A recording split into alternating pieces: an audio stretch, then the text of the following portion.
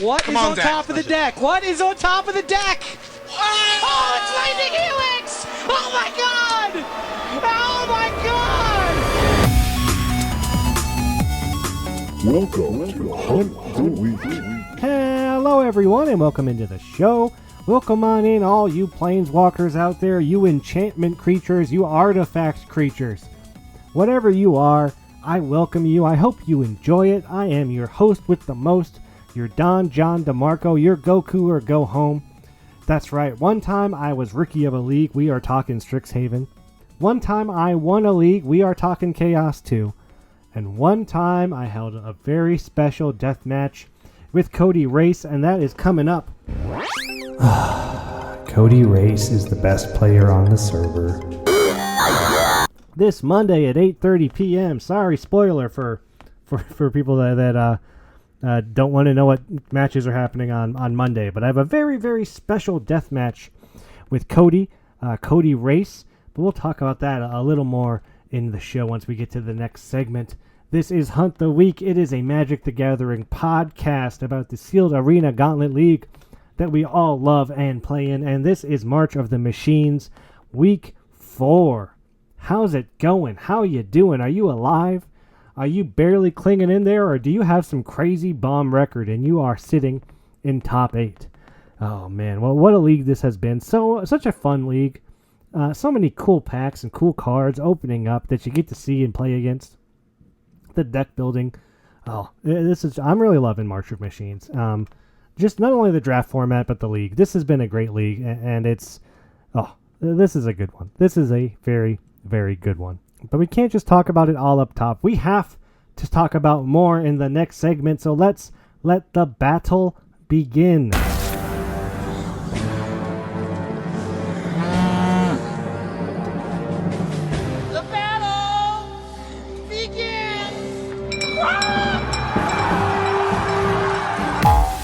That is correct. As I record, it is 4:20. What up, bro?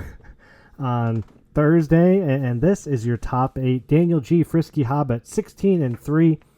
Pierre Marc, PM Duguay, 16-4. Mitchell S. Spaghetti Mitch, 15-4. Adam S. Wisma, 15-4. Caleb G. Why Not, 15-5. Sean S. P. Talrand, 15-5. Sawyer T. Soy Boy, 15-5. Richard K. Preacher, 14-5. Only 5-0 this week so far has been Sean S.P. Talrand. Love the name. Love the card. 2/2 for 4. Every time you cast an instant or sorcery, you make a 2/2 flyer. Oh, that's a fun spell slinger, isn't it? Oh. That's your top 8. Those are the people you should be scared of. Those are the people that should be frightening you right now. And how did I do? How am I doing? The answer is not good. So I was 8-7 as we came into the week. I have gone 0-3 to be 8-10 and be on my death match. A couple tough games this week, and just I was on Yorion. I'm off Yorion. I don't know what I'm doing. I don't have craziness going on, but it's just not going my way, and that's fine. But I said at the beginning of this league, me and Cody usually start leagues off with a game together with some kind of punishment or humiliation that we do for the league. We decided that this league, instead of making it our first game, we're going to make it our last. And we're going to do deathmatch, kind of stealing Richard and Johnny's thing, right? Just 100% stealing what they do. And I got to 0-3 and I said, hey, Cody, I'm ready for my deathmatch. And Cody said, I've already got all my games booked this week. How about next week? And I said, yeah, okay, I can wait. So I'm basically in an iron lung, just waiting to not be around anymore. 0-3, not feeling great about my deck. Just waiting to get knocked out. But here's what we're doing. Monday, 8:30 p.m. Me, Cody Race. Cody's building a wheel of stipulations because Cody loves playing these stip games. And we're going to spin the wheel for every game. And there's lots of crazy stuff in there. Like, 80 card decks, 40 card decks. Play no instants. Play only commons. Play 5 of every basic land. There's a bunch of different stuff in there. Play Brawl. Play a Brawl game. And we're giving ourselves 5 minutes of deck building in between. And we're going to see how it goes. And hopefully I can steal a game off Cody. He's 2-1 right now is our record in these matches. So I'm a little behind on Cody. And I look forward to it. I invite you to come and check it out. It's going to be a good time. Let's talk more about Mom March of the Machines as I record. These are all the packs that have been taken. Let's take a look. 310 Mom packs, 312 non-Mom. Non-Mom packs have finally taken over Mom packs. And right now, your leaders for packs that are going to go away. They're the Innistrad gang. Vow and Mid. Vow 21 packs, Mid 20 with 1 at 18, Neo at 15, Eldraine at 14, and Theros Beyond Death at 9 shortly thereafter. So which Innistrad set is going to be the most taken one? I don't know. This is super close. It's going to be one of them probably. Vow or Mid. We'll see which way it goes. We'll see which one can make the Mega Draft, but people have decided that they want those big bombs on Innistrad, and they want to see where it takes them. I went to Theros. I just did. I don't know. I like Theros. I was enjoying it. But looking at this, probably should have done something different. And speaking of different, the Spaghetti series is wrapping up. And one Miranda Black Canary is going to be taking over with a Miranda's Mega Draft Madness, which is going to be starting next week. Just want to touch on it a little bit. I'm going to have Miranda on next week to talk all about it. We're going to talk about her Mom League experience.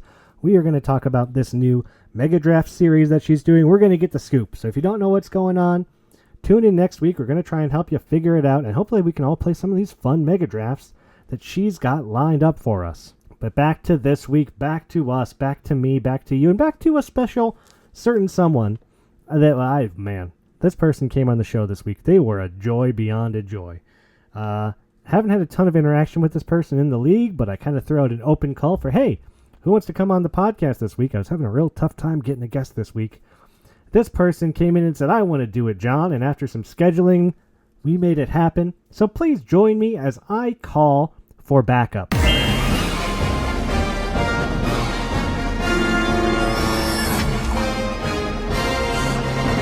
You called for backup. That's right. This week, I call for backup with none other than Bob P. Hit. Bob is a Twitch streamer. I've heard he plays in the Star City Games circuit. Bob was also just a nice, fun, cool guy. Had a nice setup, a good microphone. Loved talking to him. I could have talked to this guy for another hour if I had to. It was really a blast, and I love meeting new players, new people on the server, and Bob really seems like he really cares a lot about what we're doing here and has a lot of good input. So please join me as we listen to my interview with Bob P. right now. All right, everyone, join me this week as we call for backup with none other than Bob. How's it going, Bob? Going great. Having a good time. Having a good time. And we all are here in the Arena Gauntlet League. Bob, you're new to the league. It's your first league. I want to know, when did you start playing Magic?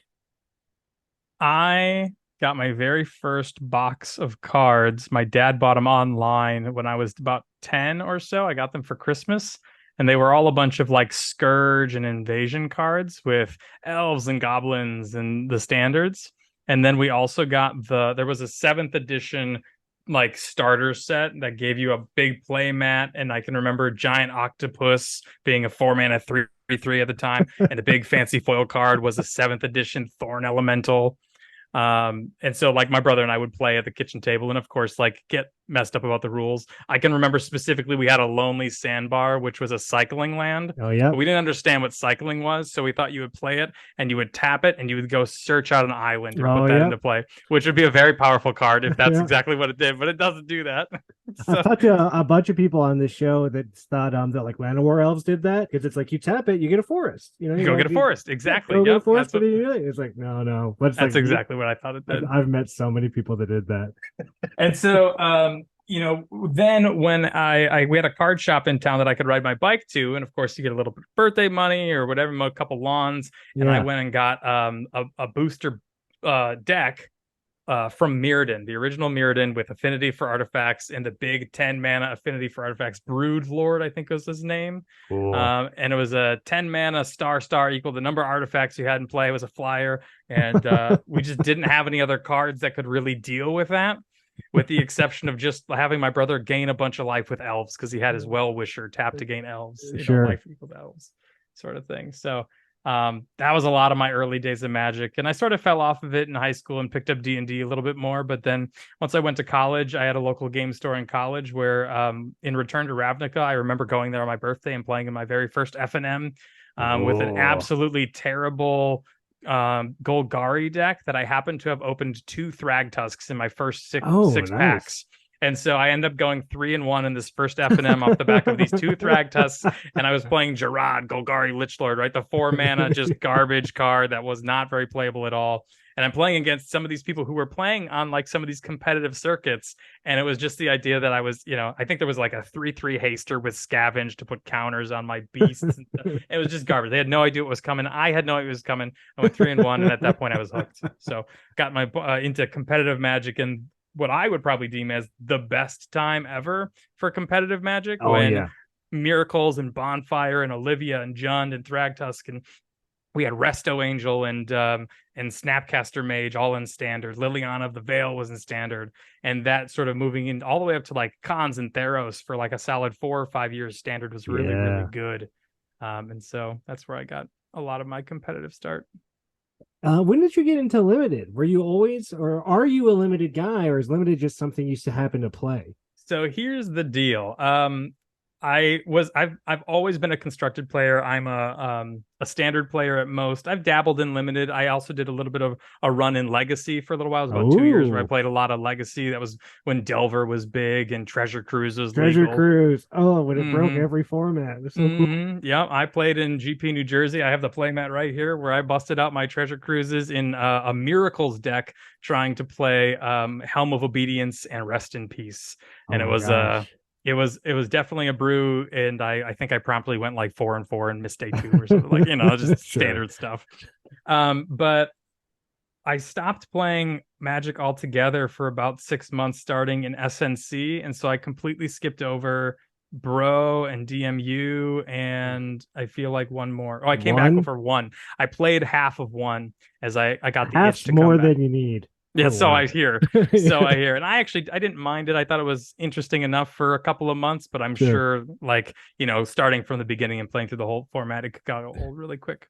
And then apparently I lucked out because the last big format I really played was Kamigawa Neon Dynasty. Yeah. And then I came back, and now we've got March of Machines, both of which are heavy, sort of value-oriented formats, really playing to my play style that I love playing. Yeah. And so, have I really ever been a limited player? No, I play my arena drafts, and I promptly go like 4-3 and 5-3 and try to squeak out as many cards as I can and wild cards. And then like eventually I peter off, with the exception of this format, which I moved to into best of 3 for the very first time. And now I'm sitting on a cool, like 15,000 gems, from doing well in like the, not the open. What was the thing? The qualifier event that just happened? Yeah. Yeah, I went 4-3 there. Plus, obviously, qualifying for it, you get a couple. So we're pretty much set up to go into Lord of the Rings and over the summer, and we'll see if I can keep the train rolling.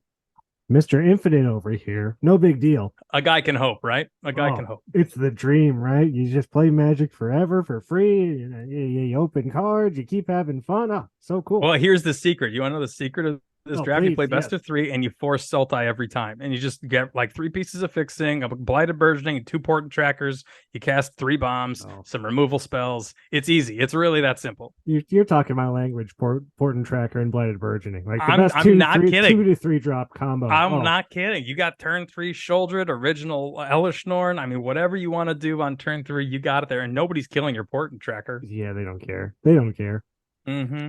Oh, see, yeah. We're gonna get along real good, Bob. And I gotta say, you got a nice microphone over there, friend. You got a real nice microphone. Nice to talk to someone who has a quality microphone. Listeners, you enjoy our voices this week. That's all I'm gonna say. Mm-hmm.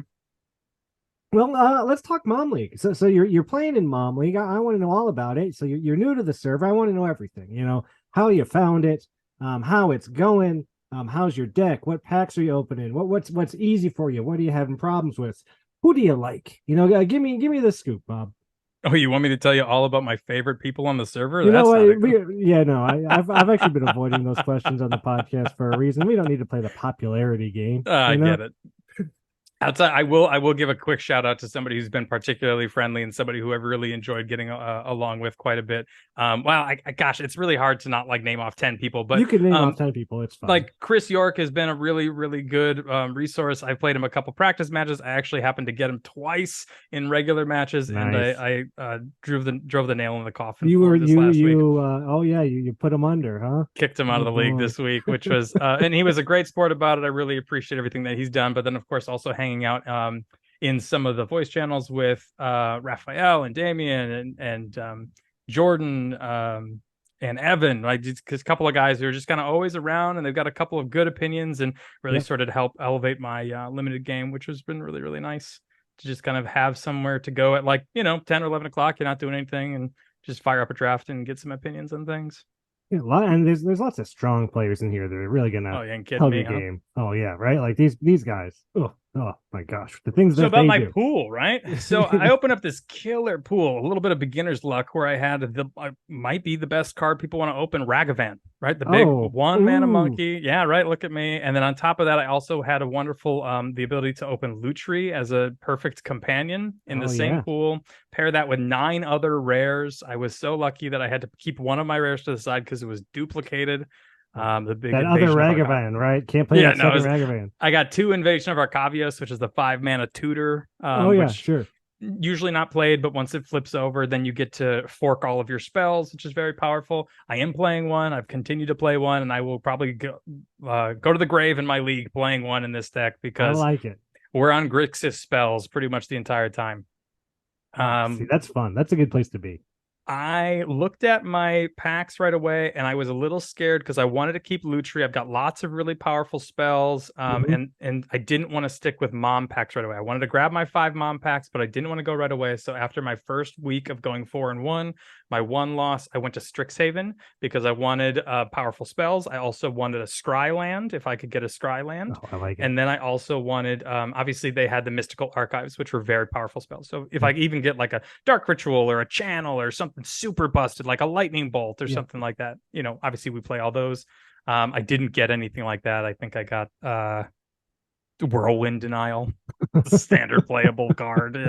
It wasn't it. I'm not even playing that, but I did get to pick up Witherbloom Pledge Mage in my first pack, which was the 5 mana 5/5 gains a life whenever you cast a spell, and sort of that was really well. And I also picked up a Baleful Mastery, which was the 4 mana exile card, and then another 4 mana removal spell, the Mage Hunter's Outcast. So pairing that with the 4 mana removal spell Deadly Derision in the current format, I had 3 4 mana kill spells, all which I could play in my Lutri deck. That's pretty nice. Is great. Yeah. And then I got greedy, and I'm like, this is easy. I'm 4-1. I can do a little experimenting. And in week 2 and week 3, I used the Yorion that I had opened up along with the Yarok that I opened up. And we tried to do a little bit of Sultai with a little red splash. I was doing battles and Yarok and Yorion. And there was one point where I think I even stoked the flames with a Yarok in the battlefield and then cast my Lutri to get 3 triggers on it. And I dealt 12 damage to someone's face. I proceeded to go 2-7 over the course of the next couple of weeks. And so, I think I opened up this week at a solid 8-8 or 7-8, something like that. I, did pretty well, 3-2. And now I'm at 10-10 after week 4. So we got to win out. Hey, he's got to win, but hey, you can win out. Someone always does. You could be that guy.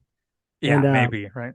I feel for you because I companioned Yorion since week 1 in this league, and I felt good week 1, week 2, and then it fell apart. And I'm sitting at 0-3 this week, and that Yorion companion, it's so spicy and it looks so fun, but it just is. In my experience, it was slow and inconsistent. And I was also running a Sultai Yorion thing, and it's. I think that was one of the big lessons I would take away from this league. That my very first one is that. I had no idea how things were going to grow. People always kind of told me, week 1, week 2 are pretty slow. You can kind of get away with some greed. And, sometimes you'll just get wins because people don't draw the right colors or they need to splash a color or something like that. And I didn't know how quickly things were going to move along or how optimized sealed lists. I mean, it's just a sealed list, right? But how optimized things were going to be. And now obviously commentating on the feature matches, and then of course seeing what's going on in weeks 3 and 4, you see some pretty heavy stuff. People Oh, with, yeah.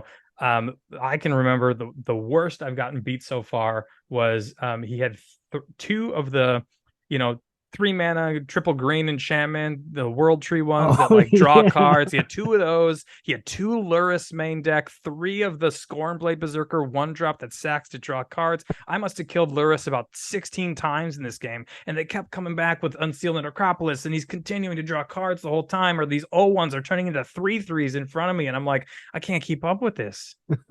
There's nothing I can do. That sounds awful. That sounds awful. Yeah. And I've seen like the Lurrus companion deck where they actually companion Lurrus. And like those I decks got are to- even so I gross. commentated Jordan's feature match when he did that, and it looked amazing. He Yeah. even had the green invasion of Ikoria, I think is what it Yeah. is, to go get him back from the graveyard or to like put it back on the battlefield Oh my after. gosh. I mean, like it's been wild to see some of the power levels that we've seen in some of these decks that, I feel like I have a pretty solid, consistent deck, which I think is obviously what you're looking for. Yeah. But I don't have any major power levels. I've got a couple of like 5-mana flying bombs from like DMU, and then from I got like the Defiler, and then there's a big Sphinx that like Factor Fictions when it hits. Oh, you, yeah. 5/5 That guy. Sphinx. Yeah, he's good. So I've got those two, which are very powerful cards to hopefully get me some card advantage, and then like an Atris, is like my next most powerful card. Yeah. I mean, Very he good. draws cards. He's good. So like really what it kind of comes down to is I need to kind of tempo/card advantage away some of these things, and then in the sideboard pull out a couple of key like counter spells. I found Change the Equation to be very powerful and potent, which is the 2 mana. It counters a target 2 or less, or a green spell or red spell being 6 or less. And a lot of people have just enough to make that really worth it. I've been siding it in a lot. To the point I even main decked it for the first 2 weeks, and it worked out well. And you got that Whirlwind Denial sitting in your back pocket. It hasn't come out. Jesus, that hasn't come out. When things get real dark, you pull out that Whirlwind Denial and you pray. Yeah, if I ever need it. So you went to Strixhaven first. Did you go to anywhere exciting for the rest of your packs, or was it kind of just, Strixhaven, maybe some Dominaria United? Yeah, I the went big 2 names? Strixhaven packs right away. I went 1 DMU pack right away, and then kind of like settled in after 4 packs. I think I also hit up no, I must have been 2 Strixhaven, 2 DMU, then 5 mom packs, just to kind of make sure that I got those, because in theory I'm not losing more than 9 games, right? Right.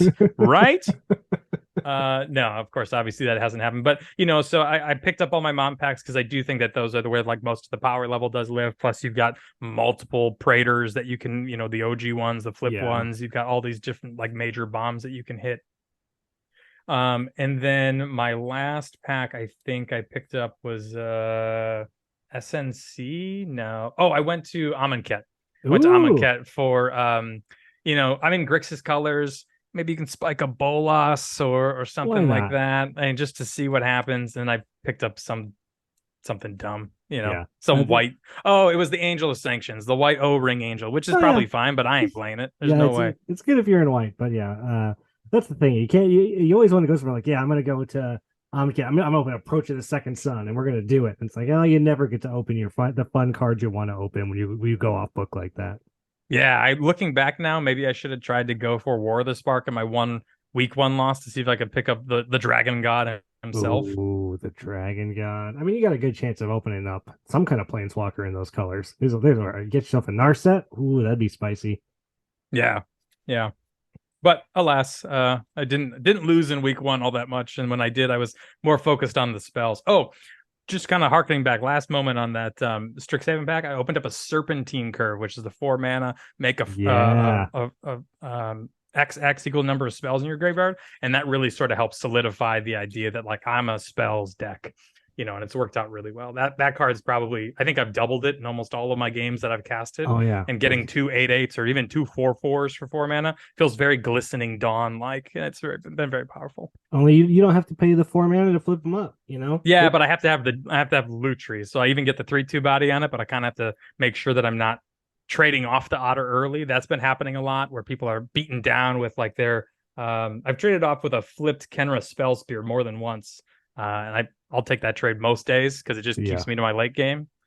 But if I can avoid that and make it all the way to 7 mana after casting some spells, a 3/2 and 2 XXs, that's been great. Yeah, look at this guy. He's slinging spells. He's copying. He's got the Lutri companion that he stuck to early, playing Grixis. Bob, I want to know, and I mean, I've been asking everybody that's come on this league, what is your backup mechanic? What is your keyword ability for you that would describe you best as a player or person, I guess? Oh, okay. So if I were to back up another creature, what ability would I give so them? like mine is when I enter the battlefield, put a counter on a creature, blah blah blah. As long as that creature is tapped, you may cast permanents as though they had flash. Oh, very fun. The guy our guest last week, Wyatt, his was backup 0, but it gave undying, so that when the creature died, it came back. Oh, neat. Yeah, so before that, I think it was creature dies, gain a life, lose a life. Classic like aristocrats creature. So what is you got to think like what is your play style, and then like what ability would work for you. So what would your mechanic be if you were a backup creature? I would probably put something like backup, even like -1, put a -1/-1 counter on it. I like it. Your planeswalkers can activate a second time on your turn. I I love Super Friends decks. I love having 4 planeswalkers on the battlefield and just clicking on the buttons to give me more cards to kill your stuff. I played more than one time where we're playing Nicol Bolas, Dragon God, and I've got 4 planeswalkers on the battlefield, and we're going to Elder Spell the other 3 to ultimate my dude and kill off all your stuff, win the game. Let's go, dude. Give me more planeswalkers. Give me more of them. I love it. That's not one I would expect to hear. Limited players, we don't get to mess with planeswalkers a whole bunch, but oh man, does that sound real fun. Mm-hmm. So as a new player, right? This is your first league. How did you find out about the league, by the way? Was it Reddit? My guess is Reddit. Reddit post. It's always Reddit. It's always Reddit. Always Reddit. I know it's. I mean, we all use it, but from what I gathered, the league is full of degenerates, and so that's really where you're going to find other internet degenerates is on Reddit. So you kind of just go fishing at the bottom of the fish tank for us. And here we are. all the sucker fish grabbing at the scraps. But you're new to the league, right? And I always appreciate the new player perspective because it's something that I think can get lost. I've been in this thing like 2 years now. Mm-hmm. A lot of us have been in here a while, so we get used to like the bot or just how everything works, right? It just all works a certain way. As a new player, how was it coming in? How was that experience? And what is one thing that you would change about the league? That's a good question. And I was thinking about this not that long the other day. I think it's really in a good spot. It seems like this league's kind of been iterated on enough, and there's been a lot of feedback. A lot of people have come through for a long time. And so really, I don't think that there's that much that needs to be changed. I am excited to play through a league maybe without some sort of chaos element to it, because I think obviously that's going to have a little bit of a defining feature for this league. And I want to see how I would enjoy it with maybe if they were all mom packs or all, whatever the next set's going to be, Lord of the Rings or whatever. Before I give a final stamp on this idea. But I think more than anything else, there needs to be a 30-minute sort of sit down meeting with any new player who wants to go through an orientation. So that way we can watch somebody use the bot, or maybe there could be a deck doctor moment for these new players. I know a lot of times you get some players who are experienced Magic players. Sure. And so they can build their own decks, but maybe just sitting down and meeting some people. I mean, the reason why I felt so comfortable around things is I had, the awesome opportunity with the Spaghetti series, and I got a chance to talk with folks. And so rather than typing into question mark people faces on the internet, just actually hearing voices and chatting with folks in one of the voice chats, and then doing an activity that you would do anyway and building your opening pool. That might be a good opportunity as a new player mixer, and you can get some of the regulars to come in and help out if you want, or, just have a party on that opening weekend after the pools are generated that new players know about, are invited to. It's specifically targeted for them. So that way they kind of have a sense of the community on top of the wonderful game that we get to play. I love new player mixer. Oh my God. That sounds so fun. We can have a little party. We can play music. I mean, there would be pizza if it was real. Yeah, we can have digital pizza, some kind of digital pizza, That's not, I mean, it's a great idea just to get them the information, but it also just sounds like another fun thing. I always love it when the league does fun things together and like, hey, new players, everyone show up tonight around 7. We're gonna do this thing. Sounds super fun. Whoever is. Yeah, I mean, if you look at the league and it's like, what's the strength of the league? It's not the game. It's not Magic. It's not the rules that you guys play with. It's the people. It's the reason why everybody shows up and plays Magic is so that way you can like we can all jam arena every night. Like that's what I can do and sit at home and do nothing and jam arena without people. But the reason why you're a part of the server and the reason why you're here and you come back every week or month or day for some folks is because you want to talk with other people who like the same things you do. So as you're going to join up the league and get into this idea, like you need to sort of, really reach out and invite the new players to sort of help grow the league, not necessarily for numbers of league players, but number of community members. I love it. Keep the gathering in Magic. Let's stick together, right? Let's teach these new people how to work. So it is, like you said, it does change. And by the time we get to week 6, week 6 is a whole nother basket of worms. You just wait for that one. I can only hope I survive. Oh, I'm hoping for you. It's not easy to get to week 6. Most don't make it past week 5. There's a select few that get to week 6, and then boy, isn't that? Ask them how it is. It's a time. That's all I'm going to say. Bob, I always open it up to questions from people around the league for you, and they did not disappoint this week, as they never do. Our first question comes from Miranda Black Canary, aka The Watcher. She would like to know, how does streaming on Twitch compare to streaming on the Discord? You're a Twitch streamer. Yeah. I originally started streaming on Twitch in like 2013 or so when I was kind of moving into a little bit more competitive Magic. Con Standard was going on. And I can also remember top 8ing a PTQ on stream to all 6 of my Twitch viewers, which was great at the time. I proceeded to get first overall in the Swiss and then get knocked out in top 8 instantly. So cool, as you do. Oh my gosh. Which was fun. And then, of course, I moved across the country a couple times. I got married in there. And so I've had these swells of Twitch streaming, where I'll stream for 2 years and kind of get a little bit of a following. And then, I got married and then, it fell off. And then I got another following and then we had a baby and then it fell off. And just life sometimes gets in the way. But I have a good time and a couple of folks who always show up. One of the big things that I always find is when I'm Twitch streaming is I have to be the entertainment, right? That's the point of streaming. Yeah. And then there's also always a delay, like when I say something and then we continue to play the game and then like somebody comments, they're talking about something that happened 2 minutes ago, not something that's happening right now. Yeah. Whereas in the Discord, when you're streaming to Discord, people are voice chatting with you and they can talk about things right away. And so what I found it to be a lot better for is like the draft portion of actual draft, or if it's made me a better limited player or just player in general to sort of talk about plays while it's happening. Rather on Twitch, it's a lot more of like, I'm going to make the decision. I'm in the driving seat. This is what I'm doing. And if you want to ask me questions about what's going on in my brain, happy to answer that. Yeah. But I don't really get a lot of input from chat just because, you don't have a lot of time. I'm a kind of a fast Magic player anyway, but sure. You don't have a lot of time. You don't want to use up all your timeouts or when you're playing on Magic Online, obviously you've got the chess clock with it, but. And you've got that fun delay. So when you're doing a draft and you take a pick and then 2 picks later, someone's like, oh, what about this card? You go, I'm so far past that now. Yeah, I don't even know. You can tell me what's in pack 2. I don't know. Sure. Yeah, you're probably right. Yeah, maybe that was there. I don't know. And if it was, so what? We can't go back. Here we are. Yeah. Yeah, absolutely. Well, what is your let's get a plug. What's your Twitch handle? Oh, sure. It is DracoBob818 on twitch.tv. I did a little bit of a rebrand not too long ago because I was using a handle that I had created when I was like 11 and then decided I probably need to switch that up. So newly rebranded DracoBob818.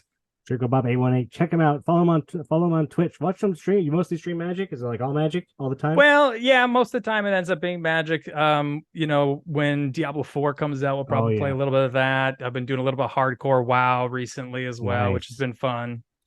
Yeah. So go follow Bob on Twitch. He's a wonderful person. He's so fun to talk to. Please follow Bob. This next question comes from Wyatt, who was actually our guest last week. Wyatt, also a new player to the server, would like to know, what is your personal favorite draft format? So what is your GOAT draft format?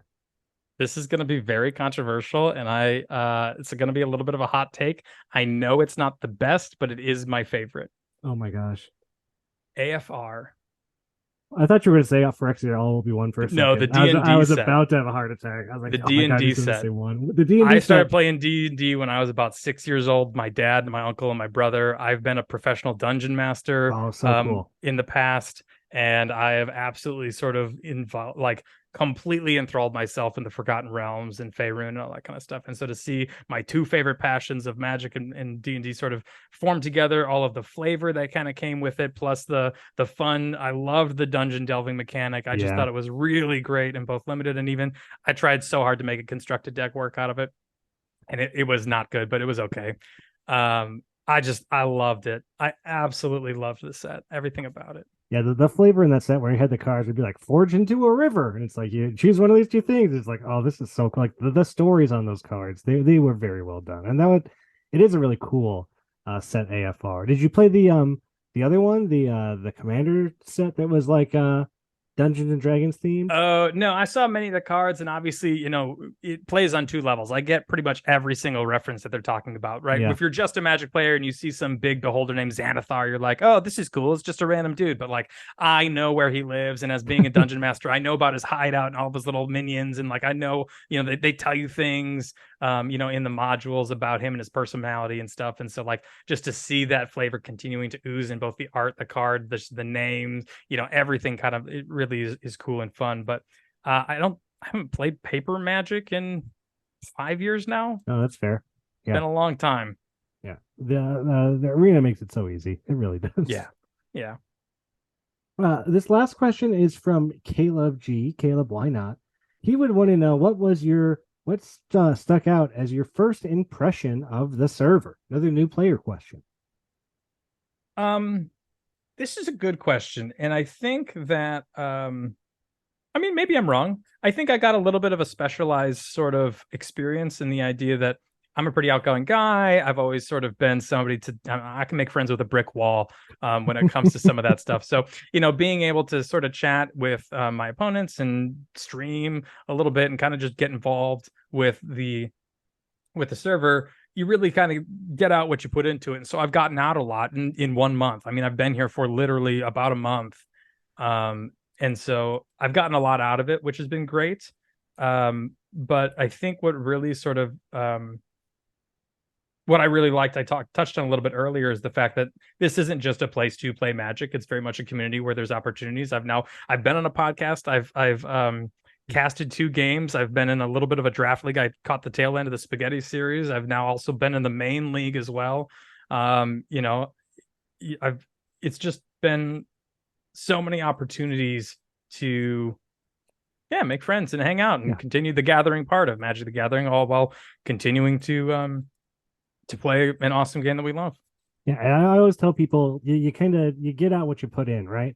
So like if you want to be a part of the server, you get on at 10 o'clock at night and you do that draft and you talk to the people, and maybe that opens up, hey, you should come on Tuesday, we do these spaghetti drafts, or hey, come on this pod, hey, come commentate on this thing, right? Like the more active you are, just the more opportunities there are, because you're around to see them and hear about them, right? Like that's just how it works. And it's working out for you. Like I said, you're getting in the server here, you're on a podcast, you commentated on the games last night. You're doing it again next week, I think. I'm going to be in there. So get ready for that. Doing my death match against Cody. Going to be a brawl. Excellent. And we couldn't be happier to have you, Bob. You seem like such a joy. I'm so happy I got to talk to you. Yeah, man. Thanks for having me on the podcast. I really appreciate it. Hey, I appreciate it, and I appreciate you. 10-10. I'm wishing you luck out there. Go on that streak. We both know you can do, right? 5-0 this week. Oh, I want you to 5-0 this week. That's my goal, is if I can get to week 6, like just make it to the end. That was the goal at the beginning. It's going to be a tough road. I've obviously set myself up for I'm backed into a corner, but I think I've got cards that can do it. We're just going to have to dodge some of these really nasty decks that are currently out there. Dodge the decks or get lucky. It's all about getting lucky, making them mold a 5 and keep a bad hand or something. Like that's what I do. I rely on them keeping bad hands and just mulliganing to oblivion. Works 10% of the time. Bob, I want to thank you so much for coming on the show, and I do want to wish you luck this week out there in your games. Good luck. Thanks, man. Bob's also been doing the commentating on the mega drafts. So cool to see some people step up and step in. Watch those. Get a good idea of his personality, how he commentates on games. And if you see him out there streaming, just stop in and say hi. Again, Bob was wonderful. He couldn't have been nicer. And for someone that I hadn't really interacted with much in the league, you never know. When you get someone on the show, it's like, what's this person going to be like, right? What's their attitude? What's their, inflections? This is an entertaining show, and he did not disappoint. I tip my cap to you, Bob. Thank you so much for coming on the show. I hope the rest of your league goes well, and I hope you come back for the next one because you seem like the kind of guy that I would like to have stick around, mostly because I like talking to you and I want to do it again. Before we go too much further in the show, we do need to discuss those that are no longer with us. So let's all say goodbye to some players that we know, love, played against. Maybe we beat them, maybe we lost to them. But these are the players that are no longer with us. Oftentimes we would joke with each other. Who was Goose and who was Tom Cruise? Well, now that Shane is dead, I guess we know who is Goose. Kevin I. Knee. Chris Y. York on Games. Jacob V. Dreisel. Matthew K. Tortag. Paul G. The Dragon. Emmett F. Sepulture. Damian S. Butt Crack Magic. Brendan Y. Earth Mover. Lisa T. Amili. Cody M. Deadhead Cody. Joss G. Mr. Droops. That's it. That's all of them. We miss you. We hope you come back for the next one. If we had a zombie league, oh boy, would you be piddling and paddling around. But you are gone. You are not forgotten. In the annals of the Arena Gauntlet League history, you will be remembered. I'd like to give a big shout out this week to Jeremy Lurgoif, who made me a logo for me and Chris York's new Surgical Bay show. Super cool of you to do that. Thank you so much for working with me and kind of getting it the way I wanted it to. Turned out great. I can't wait to show it off, and thank you so much. Check out the show I have, Surgical Bay with Chris. We kind of been doing it, Sundays, Mondays. We're going to ask you to look at your deck. We're going to give you our builds, and we're going to play some games. And I finally took one off Chris this week. Rebuilding my arch nemesis, Ryan D's deck. And oh, Ryan, I have a hatred for you in my heart that boils, but I am happy I got that win. And check out the feature matches on Monday. Look forward to Miranda's Mega Draft madness that's coming up. And anything else that goes on in the server. There's a lot going on. So please, start some Jackbox games. Someone show a movie or something. Let's all have some fun. I loved Bob's idea of a mixer. Let's have like a mixer. Everyone gets together the first week. Pools are rolled on Wednesday. We usually start Friday. How about Thursday night? Everyone gets together and deck builds and tests and talks and has a good time. I don't know, but I love the idea, and I think Bob's right. I think the new players do need a little bit of help. It's not easy to come in here, and the players are so good and so strong, and we all know what we're doing, and they may not know what we know. So I think we need to share that information a little bit, get this playing field leveled, and all have a good time playing this game that we love so much. Look forward. I know they're going to be announcing it soon, but I heard whispers that next league might be a partner league. They were talking about it. Do we get to pick our partners? Are they random? Teams of 2, teams of 5? I don't know, but it's coming soon, and we're going to hear all about it. And before we can hear all about it, I hope that you get to keep a good 7. I do, because that's what it's all about. You want to have a good game of Magic. You don't want that one-sided, I'm on 2 lands and I never drew another one. Good game. Not fun, right? Keep a good 7. And I hope that shuffler is in your favor, because it's been broken for me this whole league. And I don't know, maybe it's my internet connection. Maybe it's the fact that I'm playing on Windows. Maybe I should move back to Mac. I'll be playing this on my Steam Deck soon. Maybe that's what I got to do to get the shuffler fixed. I do not know. But I hope it's in your favor, because you need that top of your deck running clean as we get into weeks 5 and week 6, because this is where that magic happens. This is where people make that push, and this is where people fall off. And I'll see you right here next week as we talk to Miranda and learn all about this new Mega Draft. Bye, everybody.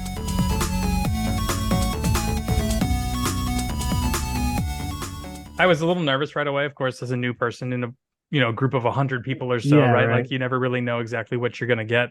But I had the absolute pleasure of playing in like week 13 or 14 in the Spaghetti series and realizing Oh, that they yeah? had a little bit of a free thing going on Thursday nights. And so I sat down and had a chance to talk with Miranda Black Canary, who is Oh, yeah. obviously a regular, and she kind of gave me a little bit of a heads up on everybody who is a regular in the league. Some people to watch out for, as Oh, well yeah, as some people.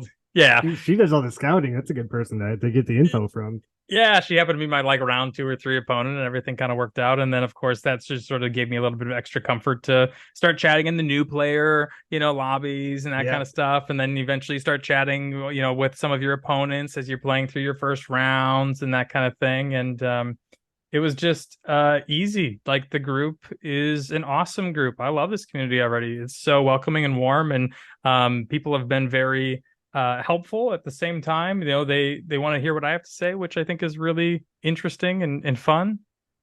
Yeah, we want to hear what everyone has to say, right? It's all this big community, right? Feels inclusive and collaborative, which is not something you see on the internet nowadays. Oh, the internet. All right, I'm gonna bring you on, and we're gonna get started. How's that sound? Sounds great. All right, and again, thank you so much. I do really appreciate it every time someone makes time for this, because it's my weird little magic show. Yeah, but of course. I do appreciate it so much.